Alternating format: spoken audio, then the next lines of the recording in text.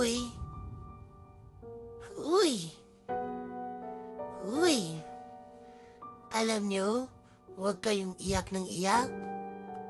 Habang wala pa yung Rina, may sasabihin ako sa yung sikreto niya. Alam nyo ba, yung Rina, kailangan niya ng mga bata. Kailangan niya sumipsip ng mga bata dahil ang itsura niya dati ay pangit. Isa siyang matandang dalaga.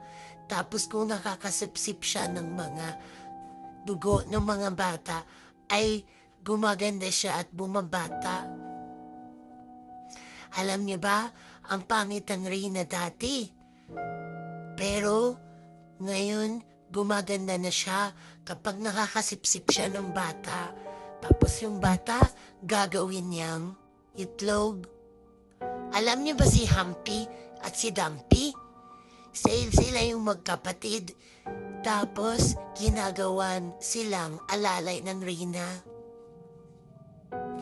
Silang dalawa ay magkapatid. Palagi silang umaaway at umiiyak, namimili ng pagkain at hindi natutulog sa tamang oras.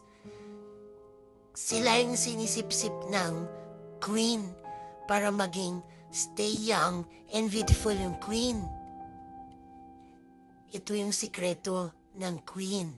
Ngayon, alam nyo na. Sige, iyak kayo ng iyak para kukunin kayo ng queen.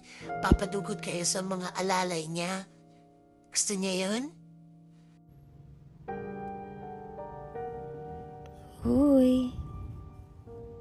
Huy. Huy. Alam nyo, huwag kayong iyak ng iyak.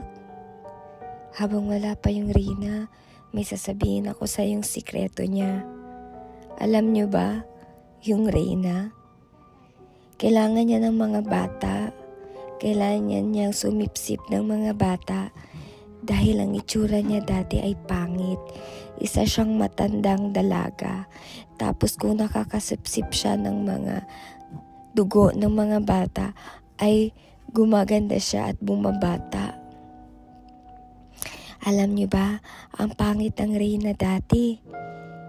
Pero ngayon, gumaganda na siya kapag nakakasipsip siya ng bata.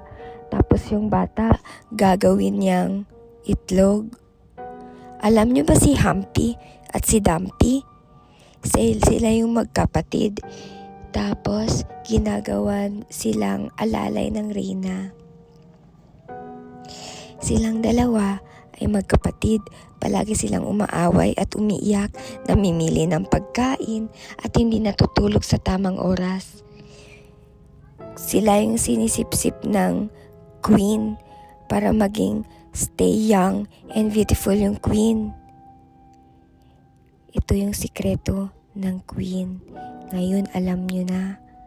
Sige, iyak kayo ng iyak para kukunin kayo ng queen. Papadukot kayo sa mga alalay niya.